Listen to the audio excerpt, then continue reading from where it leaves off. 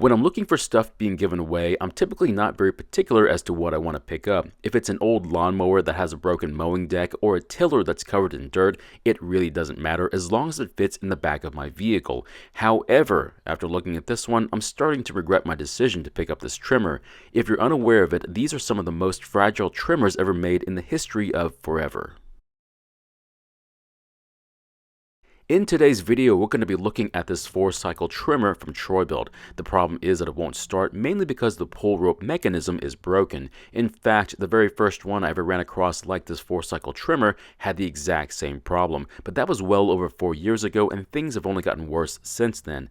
Now, I'm not talking about the machines, they're still junk. What I'm talking about is the lack of parts for it.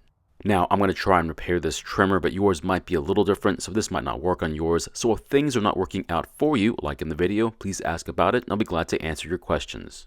So I found this trimmer being given away for free by using my favorite website where generous people want to get rid of items they can't use anymore or that might just be in their way. The good part about it was that it was only 3 miles down the road from me, and they were actually giving away 2 trimmers. The other one is still in my storage, but you should be seeing it pretty soon. Until then, we'll try to get this one working again. Now, if you thought lawn equipment was gross to use and handle, well, you haven't tried using one of these beauties then. I don't think there's a piece of lawn equipment I've used that leaks as much as these 4-cycle trimmers. If I had to guess, I would think they were designed to leak. Now, if someone was to complain to me about it, I would just tell them it's a self-lubricating system, so it's practically maintenance-free. All you have to do is make sure there's plenty of oil in it. All jokes aside, this is really gross, and I'm going to clean it first before I touch it.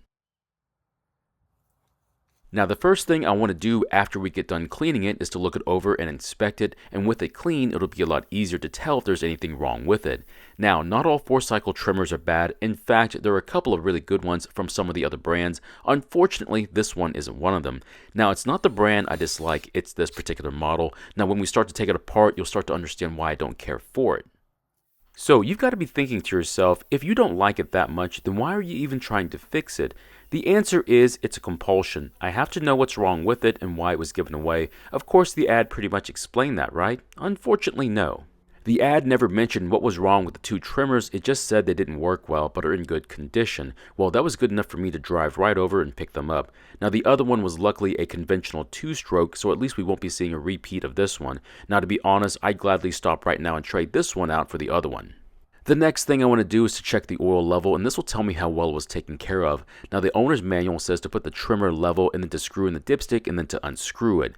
Now, there should be some oil on the end of the dipstick, but the problem is I don't see any. That would mean the previous owner did a great job of taking care of this trimmer. I hate to say it, I wasn't expecting much, and this was pretty much par for the course. Since the oil level was low, I didn't expect much from this trimmer. Hopefully it's not broken on the inside though. Unfortunately, things only get worse from here on. After looking in the fuel tank, I can see there's fuel in it, but the color is all wrong. If I'm not mistaken, this is a 4-cycle engine. That means this should look like straight gasoline, but instead it looks like there's mixed fuel in the tank. Of course, you can run mixed fuel in a 4-cycle engine, but there might be more smoke coming from the muffler, and you might foul out the spark plug with carbon. So the next thing I want to do is to purge the air from the fuel system and then try starting it. But how am I going to start the engine if the recoil isn't catching the engine? Well, fortunately, the engineers thought about that and they designed the jump start system so you can have electric start. In this case, I'm going to use their drill attachment. Now, this is more than just an adapter. It also incorporates a gearless ratcheting system. What that does is it allows the adapter to freewheel when the engine starts running. That way, it won't be a shock to the drill or to you, but as you'll see here in a minute, it's not a perfect system.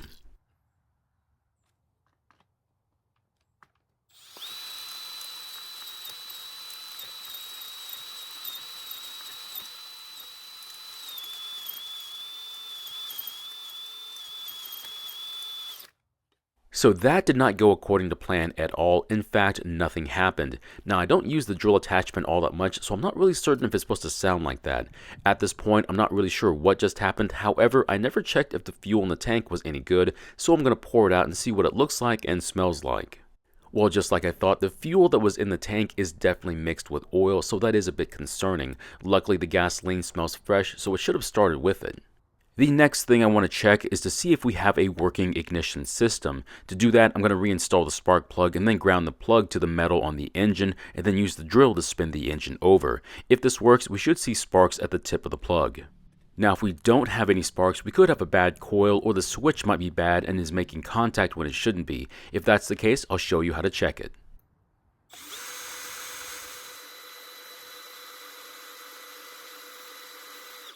Unfortunately, I don't see any sparks at the tip of the plug, which is really bad news. Now, the easiest thing to check would be a bad on-off switch, but before we go on with the ignition, I do want to check and see what kind of compression we're getting from the engine. Now, for an engine to work, we need fuel, spark, and compression, but if the compression is low, the engine won't start. Now, with the gauge installed in the spark plug opening, we'll turn the engine over for a few seconds and see what kind of reading we get.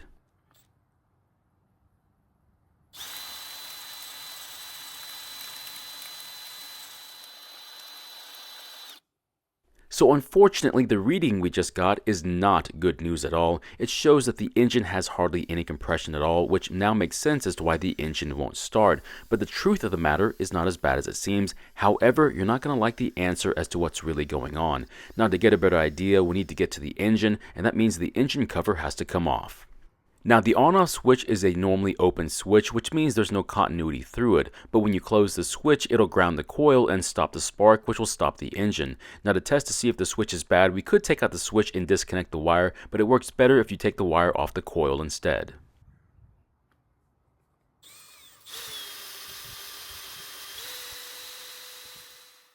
So unfortunately, there's still no sparks at the tip of the plug, so that must mean we have a bad ignition coil. If that's the case, we just need to replace the coil. Now, getting a new coil isn't going to help if we can't start the engine, so of course we need to find out what's broken on the starting system, and hopefully we can fix it.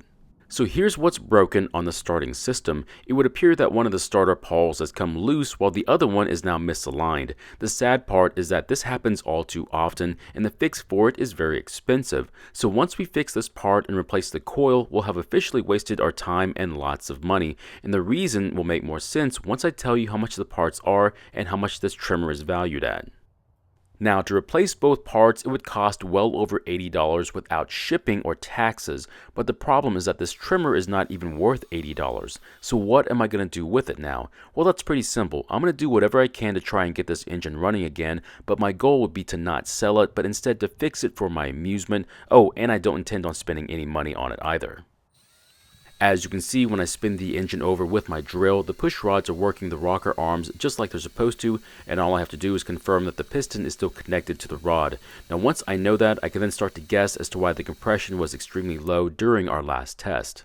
Now, turning the engine over by hand, I can feel the top of the piston and I can tell it's moving up and down in the cylinder. Now, since everything is moving just like it should, I was beginning to wonder if the compression was low because of the valve lash. Now, even though the clearance was off, it wasn't off enough to cause our readings to be that low. I guess I could do another test while I'm here and see if there's something else happening that might explain our readings.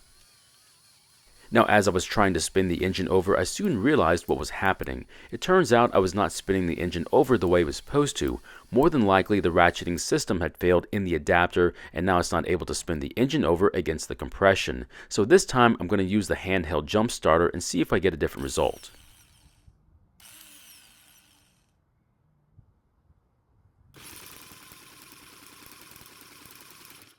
As you can see, we got a better reading this time. The jump starter was able to spin the engine over and we got a reading around 92 psi. Now that's not going to break any records, but it's much better than the last reading we got, and it's more than enough to get the engine working. I'm also going to check to see if we have spark at the plug, since I think the problem this whole time was the adapter. So as you can see, this time we do have spark at the tip of the plug, which means this entire time I just couldn't tell that the adapter wasn't spinning the engine over. At least we know we have spark and compression. That means if we add some fuel to the engine, it might start and run. And if it does start and run, that means putting some time into this engine might get it working again. We just need to come up with a way to reliably turn the engine over.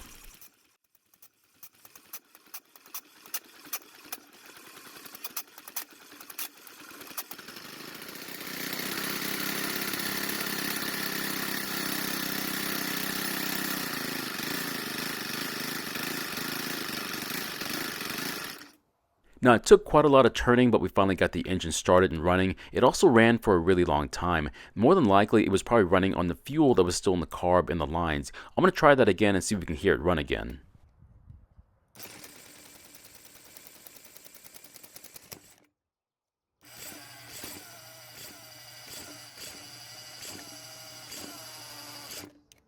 I'm not really sure what just happened there, but it looks like the engine backfired and now the starter is having a tough time turning the engine over. In fact, the starter was getting so hot I had to let it cool down between uses, otherwise it would pop the breaker. I then resorted to extreme measures to try and cool it down, but it was still having issues. So I'm not really sure if there's something wrong with the engine causing it to put too much load on the starter, or if the jump starter has failed just like the adapter did. Now I'm not really sure what to do.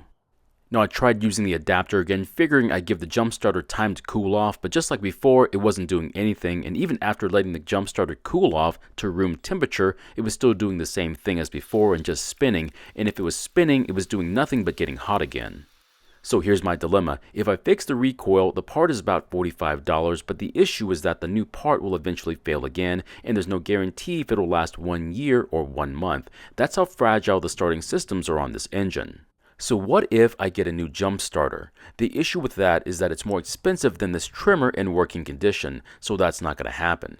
What about getting a new adapter? Now that's a lot easier on the wallet, but if I had to sell it, the new owner would have to accept the idea of having to use a drill to start the trimmer every time, which I hate to say is not a good selling point. Now, to be quite honest, I really don't have an issue of not fixing this trimmer. The biggest reason is, of course, the cost for the parts and the value of this trimmer. The only thing I want to do is to try and fix the recoil the best I can, which is going to take a lot of time. And as for the jump start system, it turns out it's not very reliable, at least in this situation. Now, I need to use them on my edger to make sure they're not completely broken, and if they are, oh well, I guess I can take them apart and see if I can fix them too. So my question is, what do you think I should do with this project? Try and get another adapter and see if I can get the engine to start again, or do you think the backfire might have bent a push rod and it's causing compression to not release, and that's the reason why the jump starter isn't working anymore? Or do you think I should just abandon the project and use it for parts instead? There's got to be at least $40 or $50 in parts here that'll work on other machines, so for being a free machine, I'd definitely get my money's worth out of it. Thank you for watching. I really do appreciate your time here. Please feel free to ask me any questions about this project or about your own projects, and I hope to see you in the next video.